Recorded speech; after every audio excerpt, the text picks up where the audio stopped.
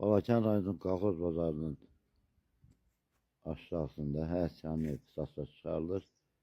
Hanifə rayon birləşən yerdə yerləşir. Yəni bazara çox da məsafəsi uzaq deyil. Yeni tikili evdir, 13 sot torpaq sahəsi var.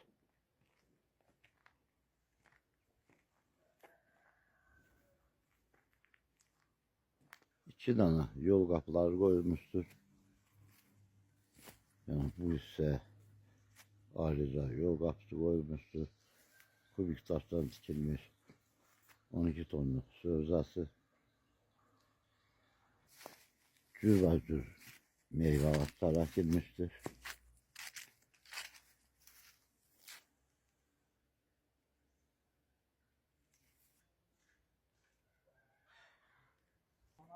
Padvallı evdir.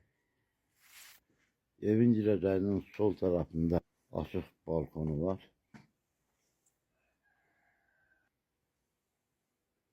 Monolit evdir.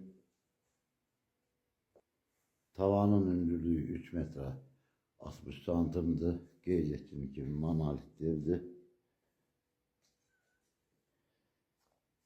Girəcəkdə geniş qonaq otağıdır.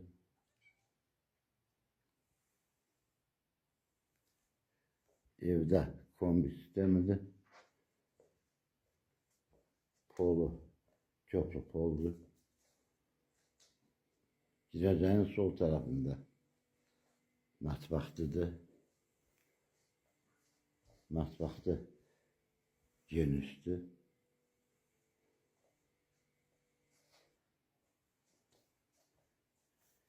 İki dənə yataq otağıdır.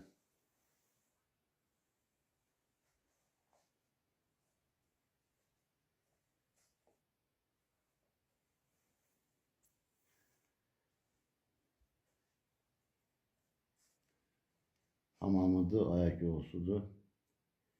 Bu hissədə gördüğünüz kimi yeri mətbəxdir. Yuxarı tərəfinə kapı vurulmayıbdır. 4 otaqdan ibarətdir. Gördüğünüz kimi geniş koridor var. Gördüğünüz ev Kupçalıdır. Qiyməti videonun altında qeyd olunacaqdır.